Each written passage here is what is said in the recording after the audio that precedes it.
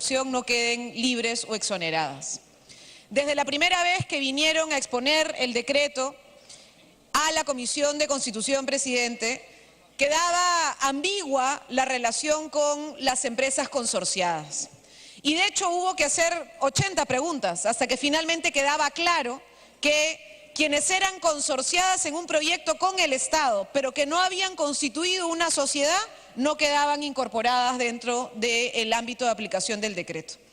Y de esa manera podíamos tener que la empresa Odebrecht o la empresa OAS o cualquiera de las empresas que confiesen corrupción en uno de los proyectos que el Estado les ha adjudicado, sus socias, a pesar de que la empresa había declarado que era una obra corrupta, las socias simplemente no tenían ningún tipo de efecto y nada se podía hacer.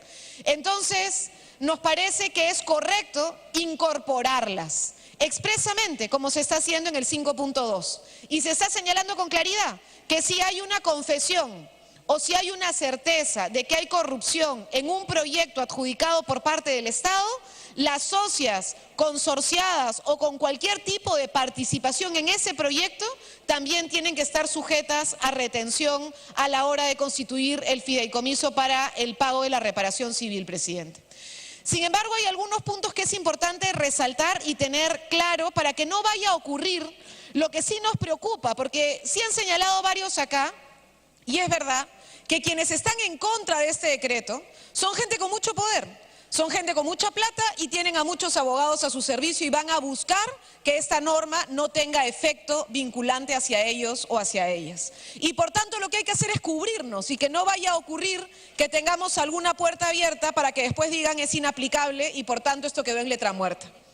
Uno de los puntos que se pidió en el debate de la comisión, presidente, es que esto se aplique sobre los proyectos en los cuales hay confesión. ¿Por qué? Porque también puede ocurrir, y eso es lo que nos están pretendiendo decir algunos señores vinculados también al Ejecutivo, y es que, ¿qué pasa con los proyectos en los cuales no hay certeza de corrupción? ¿Nos vamos a paralizar? Y entonces nos van a acusar de querer paralizar todas las obras en el país y no permitir que avance el progreso, que avance la inversión pública. Entonces, lo que se pidió es que quedara expresamente claro que las retenciones y las acciones que se hacen sobre las utilidades son sobre los proyectos en los cuales, sea que se ha confesado o tenemos algún tipo de prueba de que existió corrupción en la adjudicación de aquel proyecto. Y de esa manera no nos pueden acusar de que estamos intentando irnos contra cualquier tipo de inversión, sino sobre la que sabemos hay certeza de corrupción. Un segundo punto, presidente. Un minuto adicional. Gracias, presidente. Un segundo punto que se planteó y que nos preocupa y que tiene que ver con el artículo 6, tiene que ver con que no vayamos a generar un perverso incentivo al no pago de la deuda tributaria.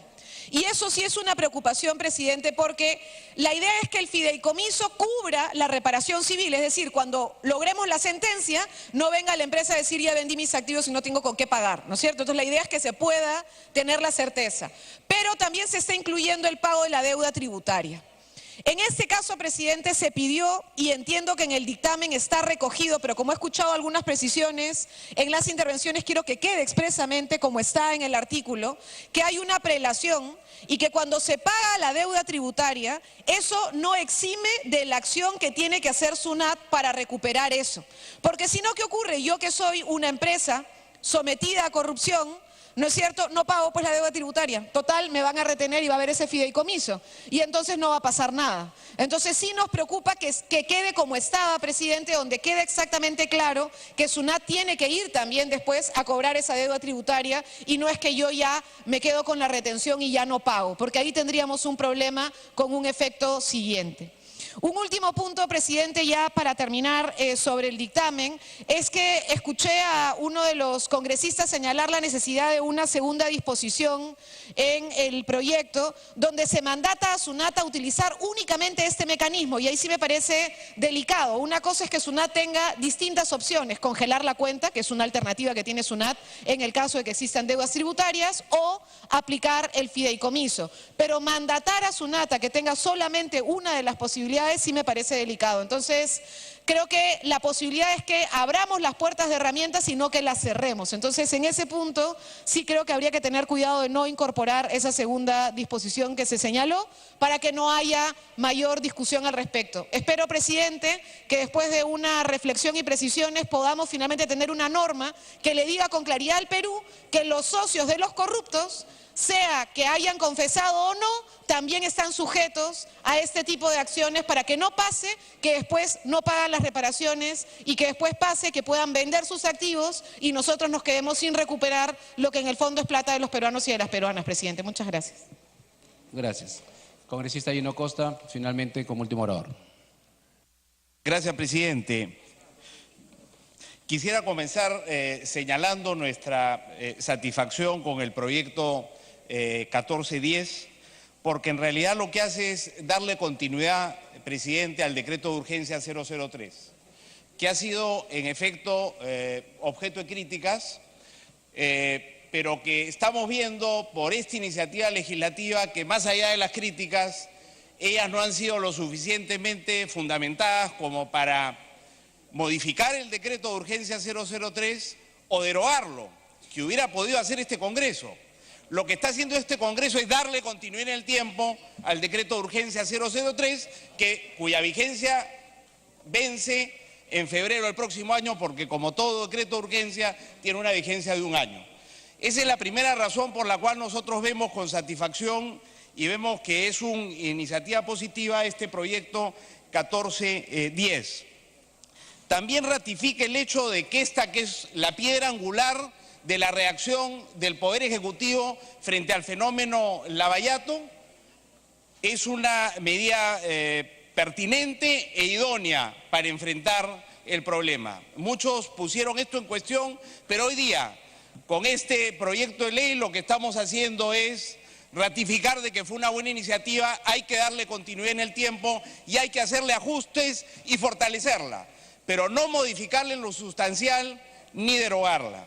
En efecto, la idea del decreto de urgencia y de este proyecto de ley es garantizar que cuando se fije la reparación civil por el Poder Judicial de acá 3, 4, 5, 6 años, nosotros tengamos los recursos separados para que las empresas corruptas puedan pagar la reparación civil.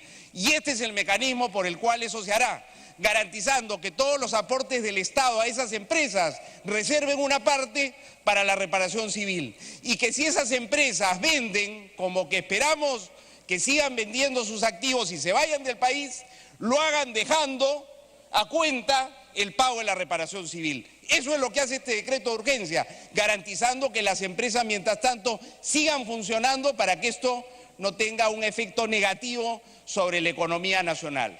Y esto ha sido ratificado por este proyecto 1410 tal como lo entendemos nosotros. Me pide, presidente, una interrupción el congresista Torres.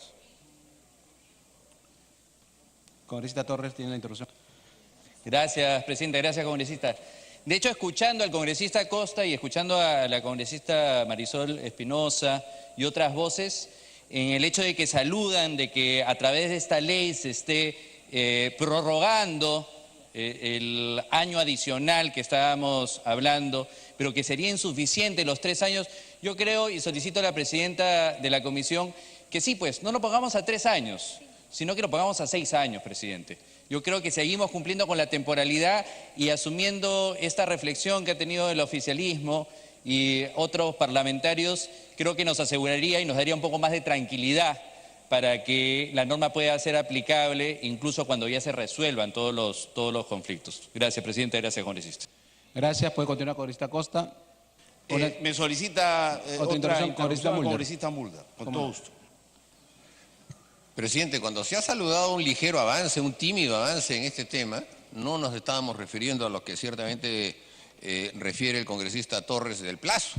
Estábamos refiriéndonos a que no se están incluyendo las empresas consorciadas, pero que sí simplemente se las mencionaba solo en el aspecto en lo que se refiere a la retención por parte del Estado cuando el Estado es deudor de alguna de esas empresas. Nada más, ahí se les menciona. Pero no se le menciona como parte del decreto 003 a las consorciadas peruanas. O sea, seamos claros, aquí JJ Camet, Graña y Montero parecen tener amigos. No sé si en el gobierno o no sé si en algunos desaprensivos, pero parecen tener amigos, porque es tan sencillo incluirlos por lógica, por el mismo hecho de que ellos se beneficiaron con ese tipo de vinculaciones y que se diga que no, que la presunción de inocencia, ese es un argumento rebuscado, que si se quiere aplicar como argumento, se tendría que aplicar también a las empresas brasileñas, porque también tendrían que alegar su condición de ser inocentes hasta que no se pruebe con su culpabilidad. De manera que aquí lo que parece, presidente, es que hay más bien...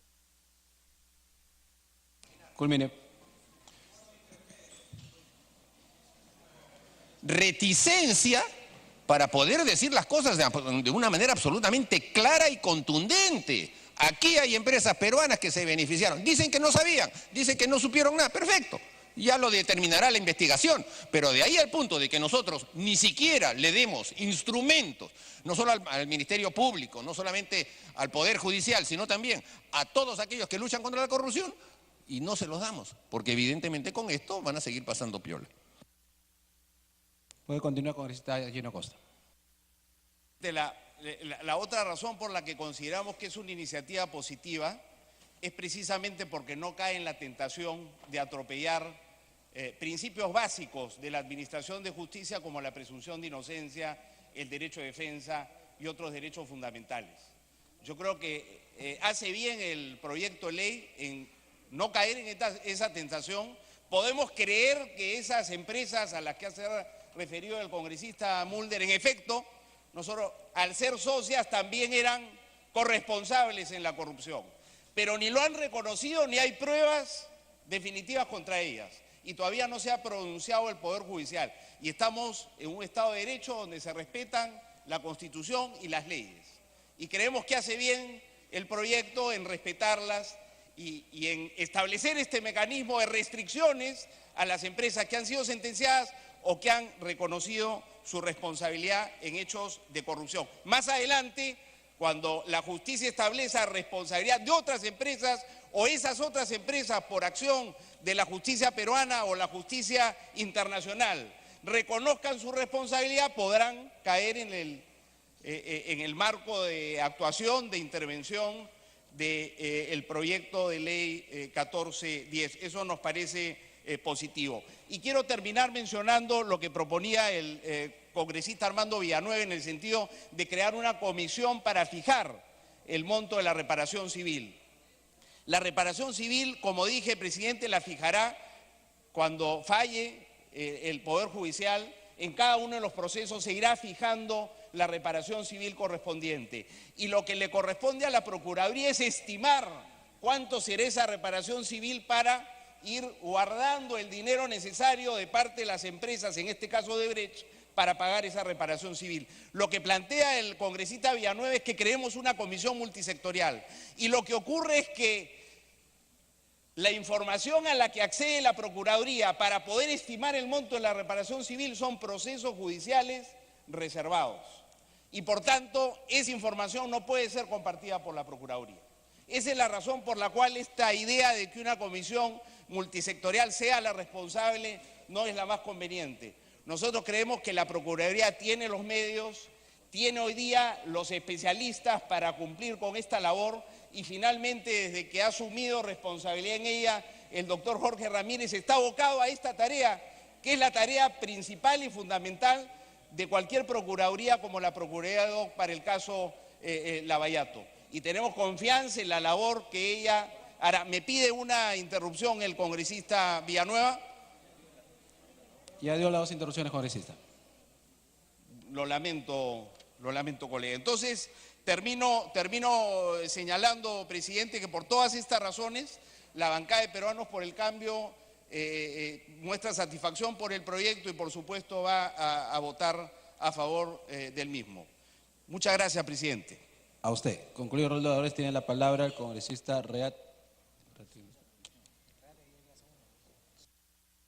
la congresista Úrsula Letona, Sí. presidenta de la Comisión de Constitución.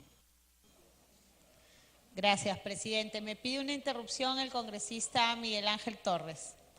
Congresista Torres, tiene una interrupción. Gracias, presidente. Solamente para hacer una precisión. De hecho, la inquietud que ha mostrado el congresista Mulder la hemos compartido muchísimo todos nosotros. De hecho, cuando la congresista Beteta presentó el proyecto, la idea era de que todos los efectos del decreto de urgencia también sea aplicable a los consorciados. Sin embargo, pudimos advertir que un abogado, algún estudio de abogados que defendan a estas grandes empresas van a poder utilizar esa excusa para poder decir de que se está vulnerando la presunción de inocencia. En ese sentido, tuvimos que llegar a un punto en el cual cautelemos los intereses del Estado, y era en lo que se refiere a la retención. Acuérdense que el decreto de urgencia no solamente habla de la retención, sino de procedimiento de venta de activos, de procedimiento de transferencias al extranjero. Son elementos que nosotros no podemos involucrar a alguien que todavía no ha reconocido el delito ni hay una sentencia. Lo que sí podemos hacer, por supuesto, es decirle, oye, esas ganancias en donde ya alguien ha señalado que ha habido corrupción, tú tampoco tienes derecho a participar de ellos. Congresista Letona. Presidente, me pide una interrupción al congresista Edu Vergara.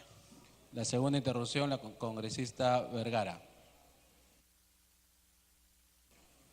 Gracias, presidente. Gracias, congresista Letona. Presidente, en los últimos 15 años literalmente se han levantado el país en peso. ¿Dónde están los gremios empresariales, los colegios profesionales que no han hecho nada, se han hecho de la vista gorda? Peor aún, presidente, el Ministerio de Justicia ha desinflado las procuradurías.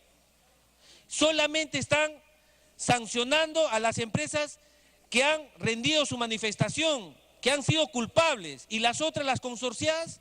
Este mecanismo, presidente, es cierto, puede ser mejorable, pero solo escuchamos crítica de la otra parte. Hemos tenido buen tiempo discutiendo esta norma, presidente, y no hicieron ningún aporte. Por eso, presidente, necesitamos fortalecer este decreto de urgencia para que así las consorciadas y todas las empresas brasileñas que se han levantado en peso sean culpables. Gracias, presidente. Gracias, congresista Letona. Congresista Úrsula Letona. Gracias, presidente. Presidente, en primer lugar, agradecer a los congresistas que han intervenido, especialmente a la congresista Karina Beteta, autora del proyecto, al congresista Miguel Ángel Torres, al congresista Mauricio Mulder, al congresista Rolando Reategui, al congresista Villanueva y al congresista Edu Vergara, así como a los congresistas del Frente Amplio que hicieron uso de la palabra. Producto de los aportes que han emitido nuestros colegas, estamos presentando un texto sustitutorio que plantea los cambios siguientes respecto del dictamen que fue aprobado el 27 de junio. En primer lugar, se incorpora el término activo en el artículo 4 para referirnos a los bienes y derechos de los sujetos comprendidos en el artículo 2, que podría ser materia de una adquisición. En el artículo 4.4 precisamos que la adquisición de bienes que se realice siguiendo el procedimiento establecido no podrá generar en cabeza del tercero adquiriente perjuicio alguno, pues dejamos claros que no tiene lugar su afectación bajo ningún título, como consecuencia de las acciones u omisiones de los sujetos comprendidos en el artículo 2. Con este cambio, presidente, procuramos tener un texto claro y amigable que no se pueda prestar a malas interpretaciones. En el artículo 5, adoptamos la fórmula de retención del margen de utilidad neta después de los impuestos, pues la deuda tributaria proyectada no necesariamente estaría reflejando los impuestos que deben pagar los sujetos comprendidos en el artículo 2. En aras de evitar caer en una retención excesiva que redunde en el cumplimiento de la cadena de pago, los fondos del fideicomiso no estarán compuestos por tributos. Además, la utilidad neta se calcula luego de los costos y gastos del proyecto. Esta fórmula es objetiva y nos asegura que la empresa no se quedará sin fondos para el pago de trabajadores y proveedores, pues la retención se aplica sobre la rentabilidad de los socios. Debemos señalar, señor presidente, además, que no estamos descuidando la recaudación de tributos, pues como bien lo ha señalado la SUNAT, mediante los oficios alcanzados con posterioridad a la aprobación del dictamen, ellos cuentan con las herramientas normativas que les permiten ejercer sus competencias plenamente a través de la aplicación de medidas cautelares. Sin embargo, y como bien lo ha señalado el congresista Miguel Ángel Torres, no podemos perder de vista que nuestra prioridad es asegurar la reparación civil a partir del Estado y sobre todo que la cadena de pagos no se vea interrumpida. Esto significa que debemos tomar las medidas para que los proveedores, pequeños y medianas empresas, no se vean frustradas, pues la SUNAT se adelanta a todos ellos y congela las cuentas que han sido destinadas al pago. Por ello, en el artículo 6.4 y la segunda disposición complementaria final, señalamos expresamente, 1, que la SUNAT aplicará medidas cautelares sobre el exceso de las retenciones efectuadas para garantizar la reparación civil. Es decir, se deja claro que la indemnización está en primer orden de prelación. 2, que las medidas cautelares que se aplican sobre retenciones bancarias solo tendrán lugar en tanto que las empresas no puedan garantizar sus deudas por otros medios. De esta manera, señor presidente, las empresas podrán disponer de los fondos de sus cuentas bancarias para poder cancelar sus deudas con proveedores, trabajadores y demás obligaciones sin que se descuide la recaudación fiscal.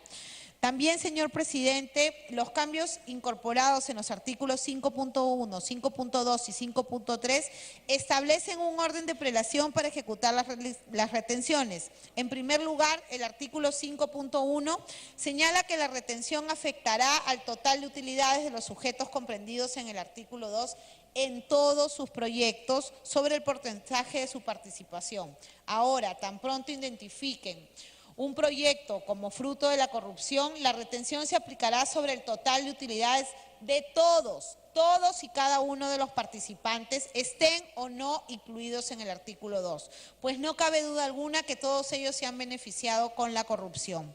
Finalmente, se acoge el pedido del congresista Gino Costa para que la norma sea ampliada de 3 a 6 años, a fin de garantizar el cumplimiento de las obligaciones, modificando el artículo 7 sobre el plazo, quedando redactado de la siguiente manera. Artículo 7, plazo. El presente decreto de urgencia tiene vigencia de 6 años.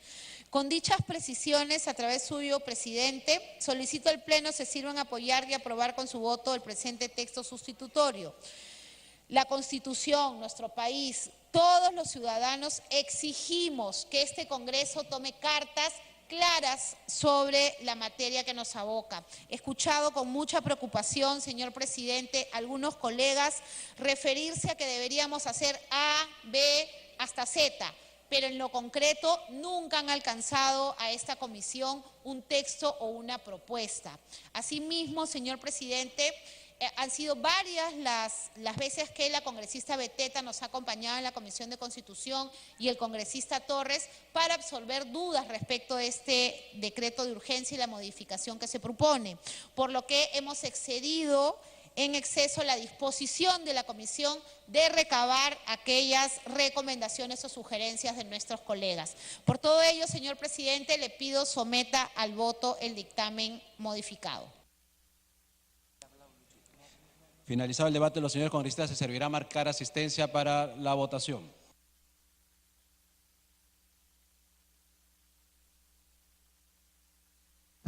En estos momentos se va a registrar asistencia para someter a votación el texto sustitutorio que ya ha sustentado la congresista Úrsula Letona del proyecto de ley 1410, luego de haber recogido las recomendaciones y sugerencias de congresistas de diferentes bancadas. Se ha hecho algunas precisiones y también, por ejemplo, se ha ampliado el plazo, como lo proponía el congresista Gino Costa.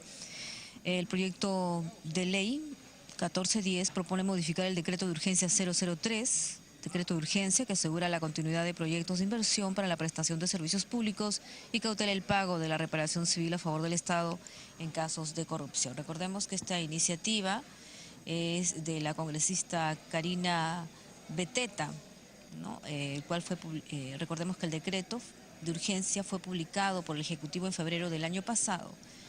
El proyecto de la congresista Beteta extendería pues el impedimento a que empresas o socias de otras condenadas o que hayan admitido casos de corrupción como Odebrecht puedan contratar con el Estado.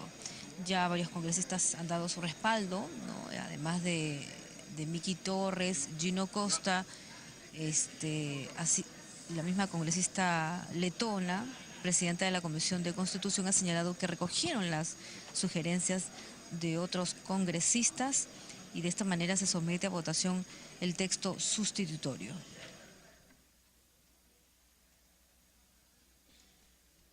Está por Registrar cerrarse. asistencia para proceder a votar.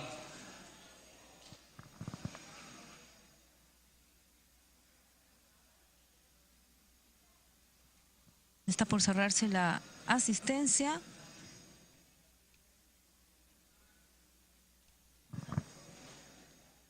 Siendo la 1 de la tarde con 54 minutos.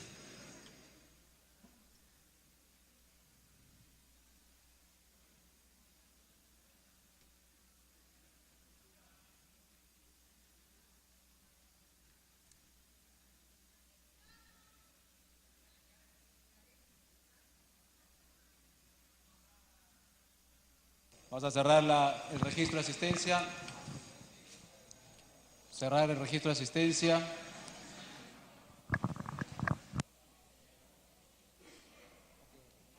Han registrado su asistencia 99 señores congresistas al voto. Ahora sí, con la asistencia de 99 congresistas se somete a votación el texto sustitutorio del proyecto de ley 1410 que propone modificar el decreto de urgencia 003, decreto de urgencia que asegura la continuidad de proyectos de inversión para la prestación de servicios públicos y cautela el pago de la reparación civil a favor del Estado en casos de corrupción.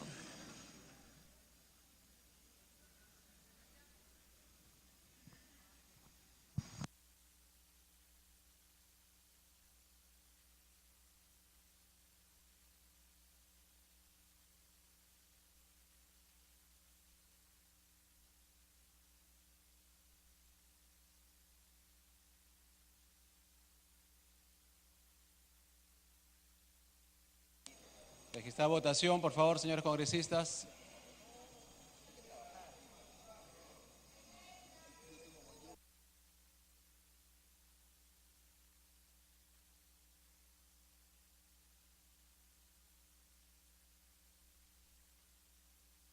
Está por culminar la votación.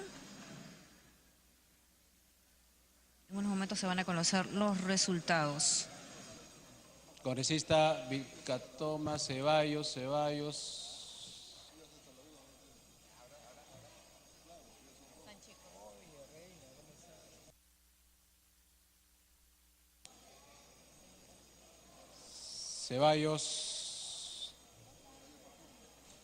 Ceballos, patrón. Presione su votación, por favor. Cerrar asistencia. Cerrar votación, perdón.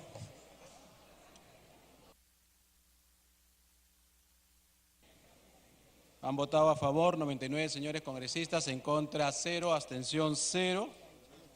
98 votos a favor, en contra 0, abstención 0. Ha sido aprobado en primera votación el texto sustitutorio de la Comisión de Constitución sobre la ley que propone modificar el decreto de urgencia 003-2017, decreto de urgencia que asegura la continuidad de los proyectos de inversión para la prestación de servicio público y cautela el pago de la reparación civil en favor del Estado en casos de corrupción, aprobado por unanimidad. De conformidad con el artículo 78 del reglamento, el proyecto aprobado será materia de segunda votación transcurridos 7 días calendarios. Señores congresistas, por favor, quiero solamente hacer un resumen muy breve en relación a que estas últimas semanas, aparte de haber votado reformas constitucionales, eligió al miembro del Tribunal Constitucional, esto no es un resumen de final de temporada, sino solamente hasta acá, hemos tenido 3 sesiones los días miércoles y los días jueves, es decir, 2 días completos. Lo digo eso para que ustedes tengan la tranquilidad, a pesar de quienes existen que lamentablemente no les gusta el Congreso, para que se pregunten más bien por qué el Congreso sesiona 2 veces a la semana y no una, como siempre. Hemos estado sesionando 2 veces a la semana. Dicho esto, además de los proyectos importantes que hemos aprobado, quiero señalar que durante el Congreso, habiendo mantenido este ritmo de sesiones, queremos nosotros más bien en este momento dedicar el apoyo espiritual y alentar a la distancia a nuestra selección nacional de fútbol, que se enfrentará al seleccionado argentino. En ese sentido,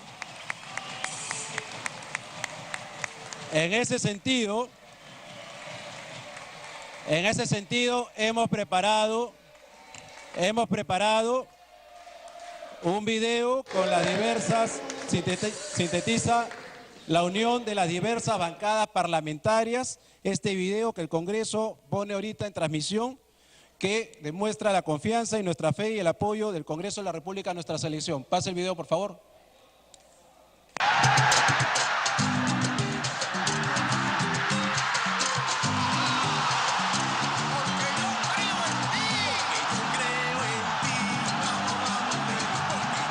El momento de crear una alianza para el progreso, una fuerza popular capaz de generar un nuevo Perú, un frente amplio que reúna a todos los peruanos por el cambio, una gran alianza que revolucione América y sea el inicio de una acción popular que nos una bajo una sola bandera, bajo un solo grito, bajo un solo corazón. Arriba Perú, arriba Perú, Causachum Perú, arriba Perú. De nuevo Edison Flores superó a Felcher, sigue Edison Flores, pasó Flores, ataca Perú con 4, se viene el equipo peruano por el descuento, aquí está Carrillo, ¡gol!